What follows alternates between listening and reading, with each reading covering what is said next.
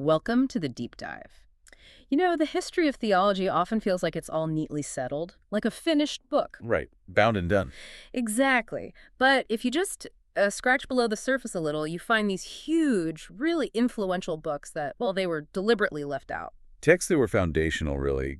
Scaffolding for ideas we now think of as completely orthodox. And today, we're opening up one of those sort of lost libraries. We want to explore the books, the doctrines that had this profound influence on the actual writers of the New Testament. Yeah, we're diving into the Books of Enoch. That's it, the Books of Enoch. History, cosmology, mysticism.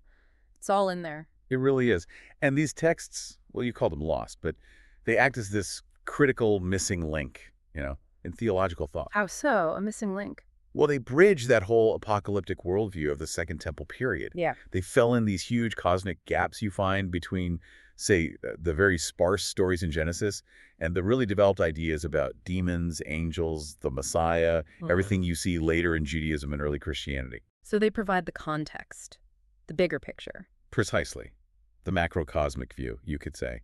Yeah. It helps explain a lot of mysteries that, frankly, seem a bit inexplicable if you only look at the accepted scriptures. Okay, so our mission today, let's be clear, is to get beyond just footnotes and quick mentions. Right. We're aiming to extract the key theological bits, the historical nuggets, from the three main works attributed to Enoch. That's one Enoch, the Ethiopic one most people know. The oldest, yeah. Then two Enoch, the Slavonic version, and the later, much more mystical Hebrew text, three Enoch. Three distinct texts, all tied to this ancient figure.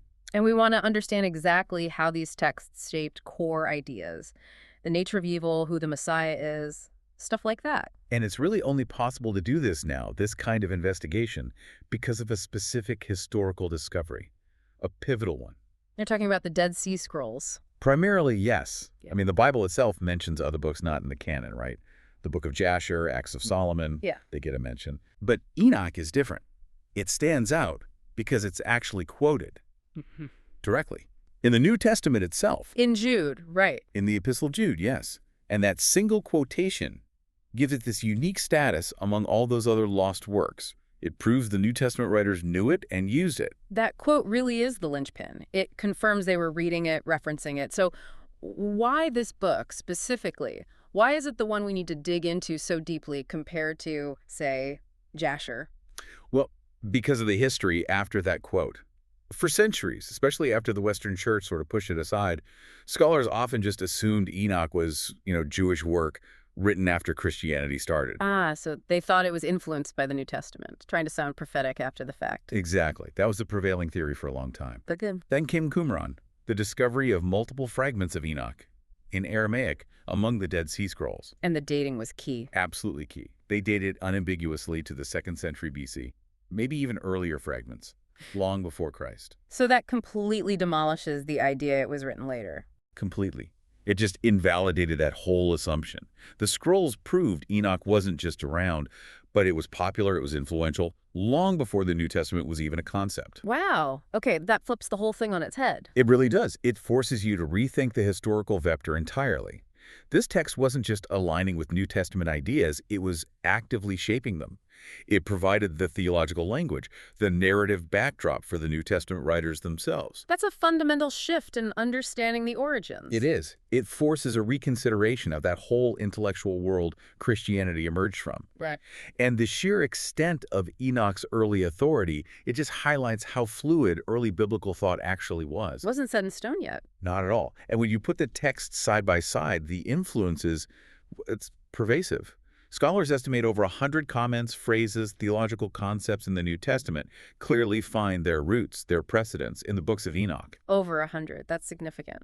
It's huge. This wasn't some obscure text tucked away somewhere. It was part of the core intellectual background for many writers we now recognize. People like Jude, obviously, but also James, maybe even Paul. The ideas were just in the air. So for those early Christian communities, the line between Enochian ideas and what they thought of as scripture must have been incredibly blurry. Very blurry. You really see that when you look at the writings of the early church fathers. What do they tell us? How did they view Enoch? Well, often they treated it pretty much like scripture. The writings are full of references. You've got key figures in the 2nd, 3rd centuries, Justin Martyr, Irenaeus, Origen, Clement of Alexandria. They all seem to have accepted it as authentic, theologically sound. Okay, so widespread acceptance early on. Yes, but the strongest endorsement probably comes from Tertullian. He was a hugely influential theologian around 160 to 230 AD, and he didn't mince words. He called the Book of Enoch flat out Holy Scripture. Holy Scripture. That's quite a statement. It really speaks volumes about how different the early understanding of the canon was. It does. So if it was so widely accepted, even called Holy Scripture, what happened? What specific moment or maybe doctrinal issue led the Western Church eventually to reject it, to push it into the shadows? It seems less like one single moment of rejection and more like a slow drift, Yeah. a gradual process. Partly it was about refining the canon, trying to establish a more stable list of books. Okay. But there was also, I think, some doctrinal unease. By the time you get figures like Jerome and Augustine working on the Latin Vulgate canon, late 4th century, the really detailed demonology in Enoch, the kind of radical cosmology, that started to seem maybe overly speculative, Right. especially compared to the Gospels. A bit too wild, perhaps. Possibly. And there was also the controversy around the figure of Metatron, which we'll definitely get into later. Some people worried that Enoch might be promoting unacceptable ideas about, two divine powers in heaven. Suggesting another divine figure alongside God. Right, that was a major concern. So it potentially became seen as a doctrinally risky text to circulate widely. Easier, perhaps, to quietly sideline it. But despite all that, its authority wasn't completely wiped out. It survived somewhere. No, not entirely extinguished. And its authority remains incredibly strong in the East, actually. The Book of Enoch is still part of the official spiritual canon in the Ethiopian Tewahedo Orthodox Church and Eritrean Orthodox Tewahedo Church, sometimes grouped under the Coptic umbrella term loosely, but specifically Ethiopian and Eritrean tradition. Still part of their Bible today. Yes, which proves that for a very significant ancient branch of Christianity, this text was, and still is, absolutely vital. Its survival there is testament to just how important it must have been originally. Okay, that historical context is crucial. Let's move from the history of the text to the core narrative, the really foundational story within 1 Enoch, the Watchers. Ah, yes, the Watchers. This is really the engine driving 1 Enoch. It expands massively on those few cryptic lines in Genesis 6, doesn't it? Verses 1 to 4. It does. It provides this complete cosmic origin story for evil, for the giants, for the demonic forces that, the text says afflict mankind. It answers that ancient theological question. Where did evil really come from? And the answer is? A massive, deliberate transgression by a specific group of angels, known as the Watchers. The text says they abandoned the high, holy, and eternal heaven, their proper place, came down to earth, and lusted after human women. So it wasn't just a minor slip-up. Not at all. Their sin was twofold. Sexual transgression, mixing divine and human, and also corrupting human bloodlines. It was a direct defiance of the divine order, breaking God's commandment for them to stay in their designated celestial station.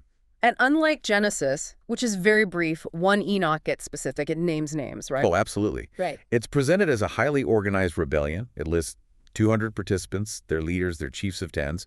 The main instigators named are Samlazaz, often called Semjaza, who seems to be the ringleader, in Asel, who becomes known as Azel.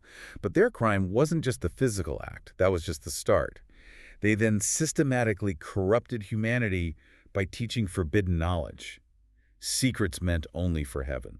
Forbidden knowledge. What kind of secrets are we talking about? Not just like better farming techniques. Definitely not. They weren't handing out helpful hints.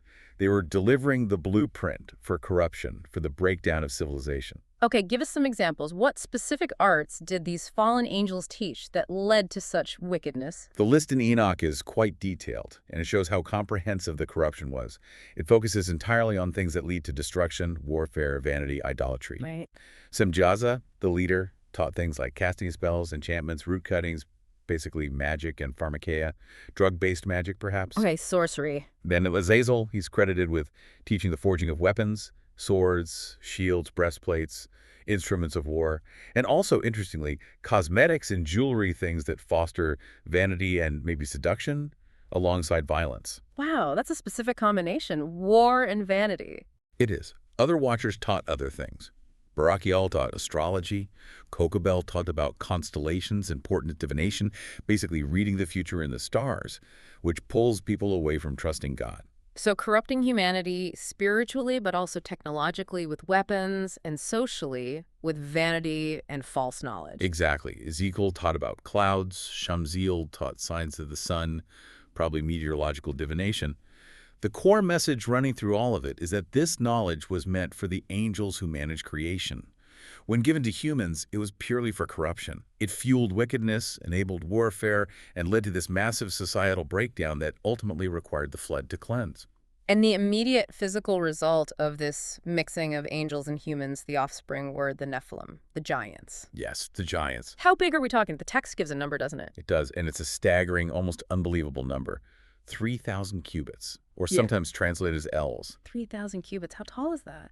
Well, estimates for a cubit vary, but even conservatively, you're talking about creatures that are potentially miles high. It forces us to read it symbolically, I think. Right, not literally 3 miles tall, but representing something immense. Immense, fundamentally out of scale with the human world. Mhm. Creatures whose very existence disrupts the balance of creation. And because they were so huge, so out of balance, they caused this immediate cosmic famine, didn't they? Correct. Their existence was just unsustainable. First, the text says, they consumed all the labor and food produced by humans. Okay. But when humanity simply couldn't feed their massive appetites anymore, the giants turned on mankind, started devouring people. Horrified. And the sin just spread outwards ecologically. Hmm. They didn't just eat humans, they consumed birds, beasts, reptiles, fish, and then, maybe most shockingly, they started drinking human blood. Blood drinking. Yeah, it represents this complete collapse, a spiritual and ecological catastrophe, a state of perpetual violence and imbalance that just screamed out for divine intervention. And that intervention, when it came, didn't just destroy the giants physically. It actually created the source of future spiritual problems. That's the absolute core of Enochian demonology. It's a crucial piece.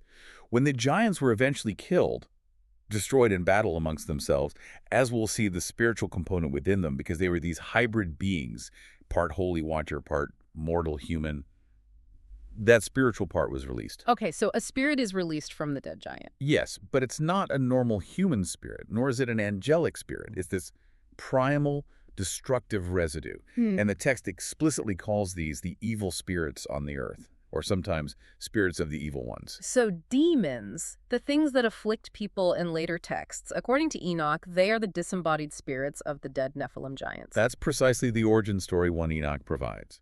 And it describes what they do. They are the entities that afflict, oppress, destroy, attack, wage war, cause trouble on earth. Do they need anything? Do they eat? Interestingly, the text specifies they take no food, but do not hunger or thirst. That's a key distinction. They're not physical beings anymore. They are purely spiritual parasites, driven only to cause offense, disruption, trouble. And they're allowed to continue this. They are permitted to operate, according to Enoch, until the final day of judgment, the day of consummation. Until then, they fulfill their inherently destructive nature, born from that original transgression. The scale of this violence and corruption was so immense, the text says the archangels themselves cried out. Michael, Uriel, Raphael, Gabriel, they saw the carnage from heaven. Yes, they act as intermediaries, reporting the chaos to God. And God responds with specific commands. What was the exact retribution ordered against the leaders, like Azal, and against their giant offspring? The retribution was swift, specific, and judicial. It establishes this cosmic legal process. Raphael, for instance, was commanded to bind Azazel, hand and foot, cast him into total darkness, and cover him with rough, jagged rocks in a desolate place called the Desert of Dudale. Bound in darkness under rocks.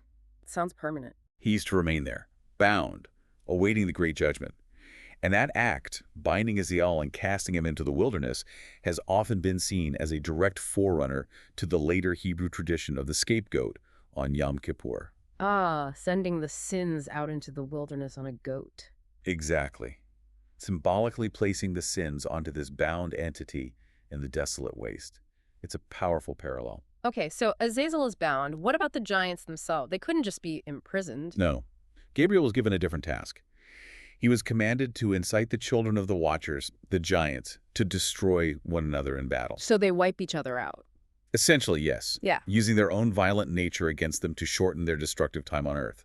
The overarching divine plan, stated clearly, was to destroy all wrong from the face of the earth, cleanse the world, which culminates in the flood, obviously, and then plant the seeds of righteousness among the human survivors.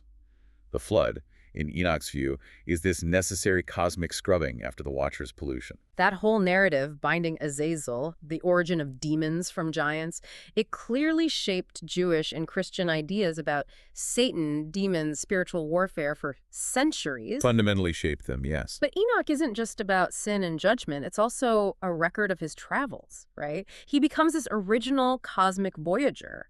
Let's move into that Enoch revealing this incredibly structured universe. Right. The texts shift gear here, moving from that historical narrative of the Watchers into cosmological revelation.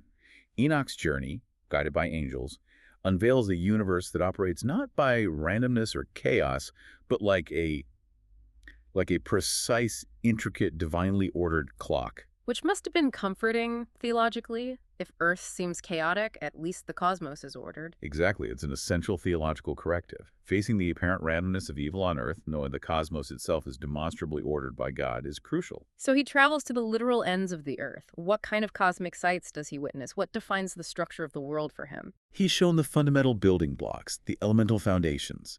Things like the storehouses for all the winds where they're kept. He sees how they stretch out the height of heaven.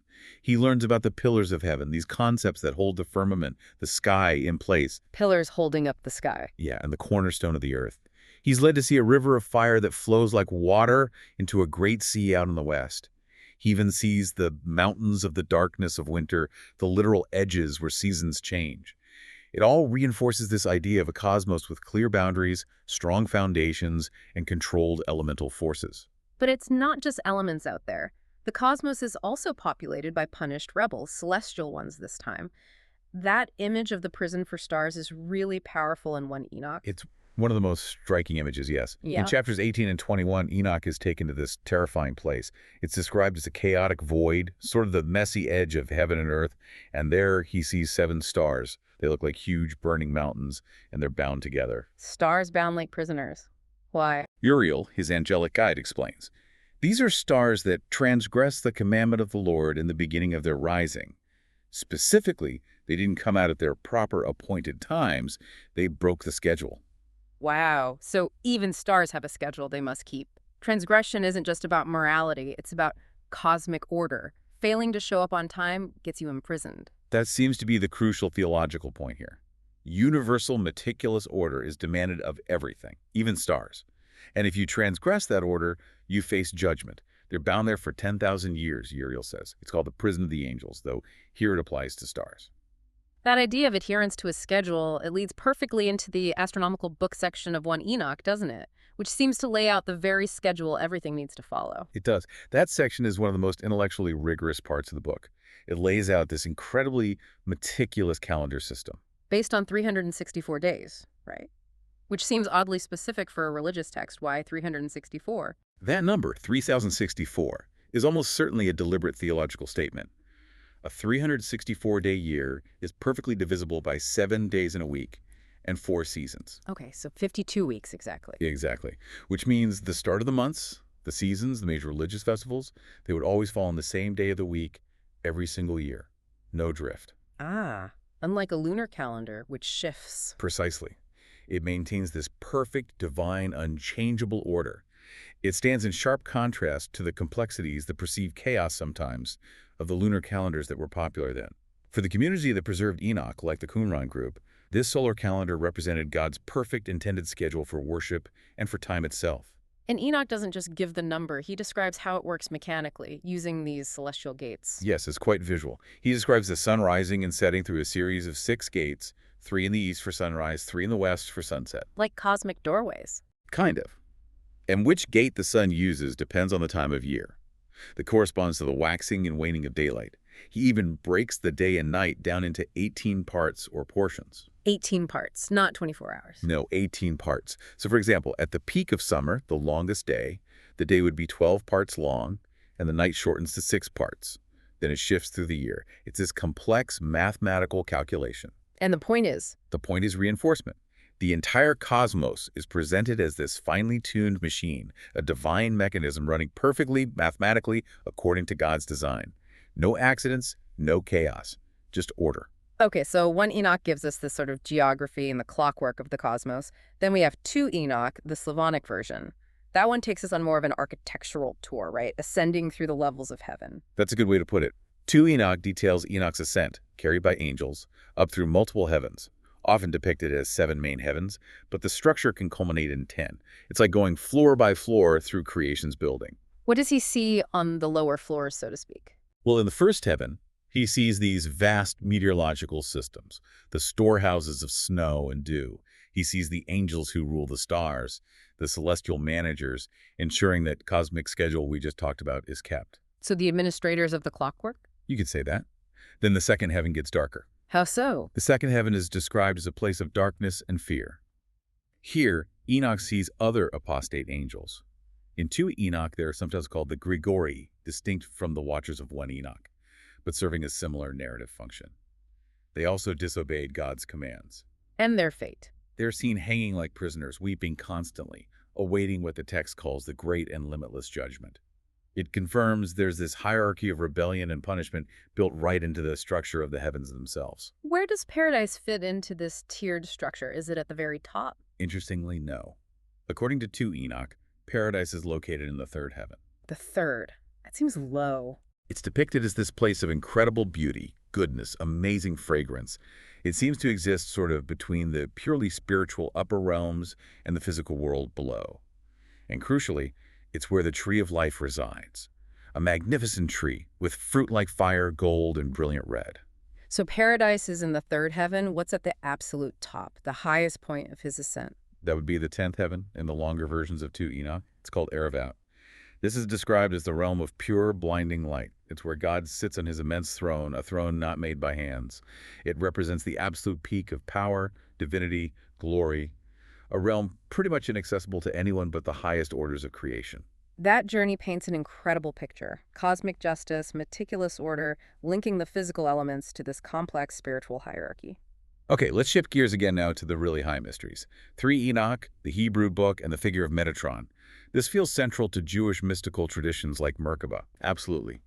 3 Enoch, or the Hebrew book of Enoch, dives headfirst into that Merkabah tradition. That's the mystical contemplation and visionary ascent focused on the divine chariot throne that the prophet Ezekiel saw in his famous vision. So it's about understanding God's presence and glory. Exactly.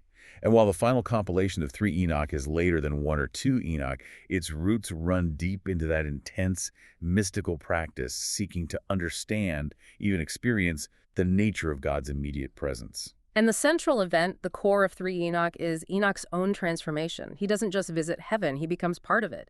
How does a human prophet become this mighty angel, Metatron? What does that metamorphosis actually entail? This transformation is really the theological climax. Enoch isn't just, given a heavenly job title. He undergoes this fundamental change, physical and spiritual. The text says God commands the angels to remove his earthly clothes, symbols of his mortality, his connection to the putrefying drop of humanity. Okay. He's then washed, anointed with a sacred, sweet-smelling oil. And then, crucially, he's clothed in garments of glory, light, and fire. This act transforms him into the fiery angel, Metatron. And the resulting being, Metatron, seems to embody the cosmos itself. Tell us about the symbolism there, the 72 wings, the 365 eyes. What do those represent? Yeah, those aren't just random details. They're packed with meaning. They signify his cosmic roles and theological status. He's described as having 72 wings. Each wing is supposedly large enough to cover the entire world. 72. That number is significant in Jewish mysticism. Extremely significant. Yeah. It's often tied to the 72 hidden names of God. So having 72 wings suggests Metatron acts as this embodiment, this conduit, for God's pervasive power and authority across all creation. He's like God's executive agent. And the 365 eyes. That directly mirrors the 365 days of the perfect solar year, the very calendar Enoch himself described back in 1 Enoch. It cements his role as the master regulator of cosmic time, the steward of the structured, ordered universe. He sees and oversees everything all the time. So he's called Nar, which means youth or lad, because he's the newest angel in heaven, technically. Right, he was human most recently. Yet, the text says he's greater than all the princes, the other high-ranking angels. How does this incredibly powerful Metatron fit into the actual mechanics of the Merkabah, that divine chariot throne? What's his job there? He holds the title Prince of the Presence, or Prince of the Countenance. He stands closer to the Shekinah, that blinding manifestation of God's glory, than any other being. The text describes the Shekinah's radiance as 365,000 times brighter than the sun. Just an utterly incomprehensible level of divine power. Standing right next to that. Exactly. And the Merkaba itself, the chariot, its movement, is controlled by this precise angelic hierarchy beneath Metatron. What are the parts? Who controls what? Well, closest to the glory itself are the seraphim. They're the fiery serpents, described as the power source, generating the movement and heat. Below them, you have the cherubim, the living creatures from Ezekiel's vision, ruled by an archangel named Cherubiel. And then there are the Ophanim, the wheels, described as being full of eyes, ruled by Ophanael. The famous wheels within wheels. Those are the Ophanim. And Metatron's role is so critical, standing right there at the juncture between the divine and the created, that sometimes, the text says, he has to induce a fire of deafness in the cherubim. Fire of deafness. What does that mean? It seems to be a way to shield even these high angels from the overwhelming sound and power of the divine word being uttered, or the sheer intensity of the glory. It ensures the whole cosmic mechanism can operate without the created beings being completely consumed or destroyed by the power they serve. Metatron manages that interface. His proximity gives him immense authority, almost like a viceroy. Yes, incredible authority. Which leads us to this really fascinating and deeply revealing conflict described in 3 Enoch. It's about the angels getting angry over Moses receiving divine secrets. This touches on that whole tension, human worth versus angelic status. It's probably the most revealing moment in the entire Enochic corpus about angelic jealousy towards humanity. Metatron reveals, quite casually almost, that he was the one who disclosed the entirety of the secrets of creation to Moses up on Mount Sinai. All the secrets, the Torah, wisdom, how everything was made. The totality of it, the blueprint for heaven and earth, sea and land, even the primordial creatures, he gave it all to Moses. And this revelation, giving these ultimate celestial secrets to a mere mortal man, well, it enraged the highest hosts of heaven. They were furious. Why? What was their argument? Their argument was incredibly damning about how they viewed humanity. They protested vehemently to God, basically asking, why are you revealing this secret to a son of man? Describing Moses as born of woman, tainted and unclean, a man of the putrefying drop. Harsh words. Extremely harsh. They saw humans as fundamentally fragile, inferior, temporary beings, utterly unfit to possess the kind of gnosis, the deep knowledge by which the entire universe was actually constructed. They believed that knowledge belonged only to them, the immortal celestial beings. Wow. The secrets of the universe were given to the fragile human, despite the angels' protests. That's a powerful statement about humanity's potential. It is. But the text, 3 Enoch, is also careful to include a moment that acts as a strong theological correction. It addresses the potential problem that Metatron himself might seem too powerful, almost divine. Right, that two powers in heaven issue you mentioned earlier. Exactly. There's a story where Rabbi Ishmael, the supposed recipient of 3 Enoch's revelations, ascends and sees Metatron seated on a throne looking like a king. And Ishmael immediately worries, is this a second deity? A valid concern from a monotheistic perspective. Absolutely. So, to counter this potential heresy, the text describes God intervening. God temporarily revokes Metatron's throne, and then a higher angel, sometimes identified as Anaphiel, sometimes just Archer, other, is sent to publicly beat Metatron with 60 stripes made of fire. Beaten with fire. Why? To demonstrate, publicly and unequivocally, that Metatron, despite all his cosmic glory, his 72 wings and 365 eyes, was still a created being. He was subject to the divine will, not an equal partner with God. It powerfully reinforces strict monotheism. Okay, that makes sense. Let's move into our final section now, focusing on the prophetic aspects. Enoch's cosmic journeys and knowledge ultimately translate into apocalyptic visions, right? Detailing the final judgment, the end times, the establishment of a new order. Yes, Enoch's visions become these highly structured apocalyptic blueprints. They provide a kind of chronological map of history leading up to and including the end times. And maybe the most critical contribution here, especially for later traditions, is how Enoch defines the key figures who will actually enact that final judgment. You mean the figures of the Ancient of Days and the Son of Man? Exactly those two. Figures that, of course, are picked up directly later in the book of Daniel and then become hugely important in the Gospel, especially Mark, and the book of Revelation. Enoch seems to be one of the earliest, if not the earliest, source to describe them together like this. What does Enoch see? How are they described? He sees a vision of one whose face looked ancient, who is seated on a throne of glory. This is the Ancient of Days, clearly representing God the Father, and with her, or coming towards him, is another being, one whose countenance had the appearance of a man. This is the Son of Man. The Son of Man. What's his role? He's described as being hidden before creation, chosen by the Lord of Spirits, another title for God in Enoch. He's destined to reveal all hidden treasures, all secrets. But his primary role is judicial, and also, you could say, military or kingly. Okay, judicial and military. What specific functions does Enoch give him? His role is presented as absolute and decisive. He will raise up the kings and the mighty from their seats. He will loosen the reins of the strong. He judges the powerful of the earth. Militarily, the text says he will break the teeth of the sinners. Break their teeth. Very graphic. It is.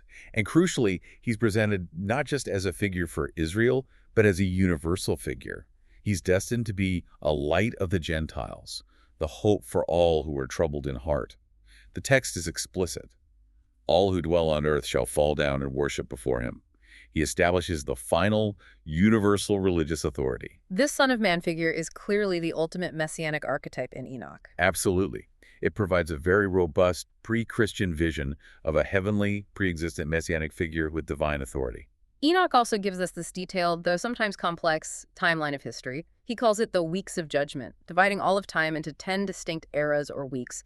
Can you walk us through the basic idea of that timeline? What's the theological arc? Sure.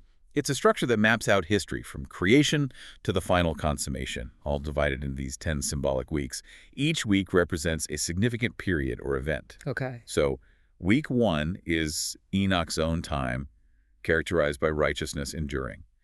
Week 2 brings the first great judgment, Noah and the flood, cleansing the earth after the watchers fall. Then subsequent weeks cover the ages of Abraham, Moses, the temple in Jerusalem under Solomon. What about the later weeks? Which ones were particularly significant for early Christian readers, do you think? Well, week 6 is often interpreted as covering the period of Jesus' life and ascension, followed by the destruction of the second temple in Jerusalem and the scattering of the elect, the early believers. Then week 7 is described at the time of the apostate generation, a period of great wickedness, which culminates in the final judgment of fire. The end of the current age. And what happens in the final weeks 8, 9, and 10? What's the ultimate prophetic vision? Weeks 8 and 9 detail the coming of a new house, maybe a new temple or a new community of the righteous, and ultimately a new heaven. This leads into the final righteous judgment upon all wickedness. Week 10 is the culmination. The ultimate judgment executed upon all the watchers, all evil spirits, all wicked humans. After this, the new eternal order is finally established forever. And the prophecy concludes with these vivid descriptions of what happens to the righteous versus the wicked in this final state. Yes, the fates are laid out very clearly. What awaits each group? For the wicked, the sinners, their fate is torment in Sheol or hell. The text says their days will perish, they'll find no peace, their spirits will be destroyed in judgment. They suffer until the time of the final consummation. And the righteous? The righteous, on the other hand, are promised this idealized, almost utopian existence. They will live incredibly long lives until they beget thousands of children. They'll complete their old age in total peace. And they'll live on an earth that is untilled in righteousness. Until, meaning? It implies a return to an Eden-like state. Effortless abundance, harmony with nature, no need for backbreaking toil, because righteousness itself makes the earth fruitful. But before that final peace is established, there's a description of a final horrific battle, isn't there? Characterized by internal conflict. Yes, it's a truly cataclysmic image of total social and political breakdown just before the end. Enoch predicts that fathers, together with their sons, shall kill one another, and brothers shall fall in death.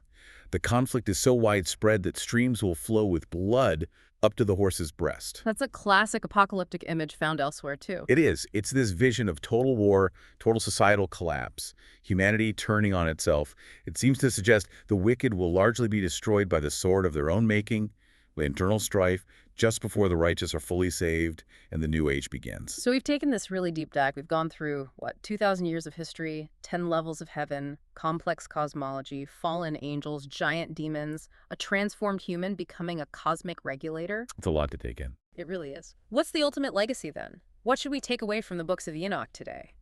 It's clear they offer this universe that is far more complex, much more precise, definitely more populated with beings than what we might find just in the standard canonical scriptures. I think the very endurance of these texts, the fact they were so important for so long and still are in some traditions, it speaks directly to this persistent human need for deeper context, for answers. Answers to the big questions. Exactly.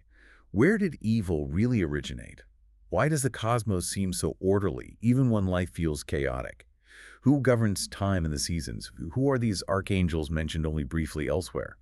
Enoch provided detailed, seemingly authoritative answers to these huge theological questions, and those answers formed the scaffolding, the intellectual background, for so much that came later, both Jewish Merkaba mysticism and, significantly, New Testament Christology and demonology. So if we were to synthesize the influence, maybe three major legacies stand out. I think that's fair. First, definitely from 1 Enoch, you get the comprehensive Watcher story and the complete demon origin myth.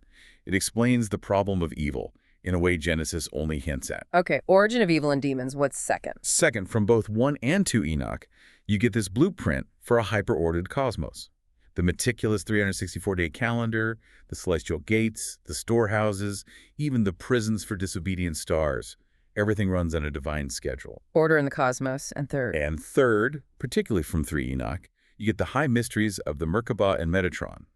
This provides the foundational language for much of Jewish mystical practice, but also gives us that robust, pre-existent, heavenly messianic figure, the Son of Man, whose role and description profoundly informed how early Christians understood and defined Jesus Christ. Those three are huge. Evil's origin, cosmic order, and the heavenly Messiah mystical ascent.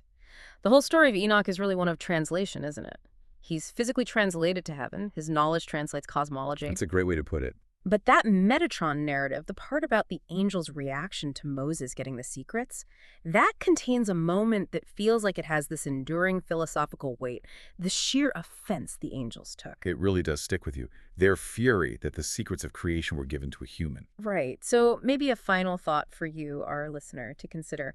If the angels, these supposedly immortal, powerful, beautiful beings who stand constantly before God's throne, if they were enraged that the ultimate knowledge, the very blueprint of the entire cosmos, was reserved not for them, but for, well, for fragile, ephemeral, tainted humanity, what might that suggest? What does that tell us about the true, maybe hidden value and the extraordinary potential wrapped up in simply being human?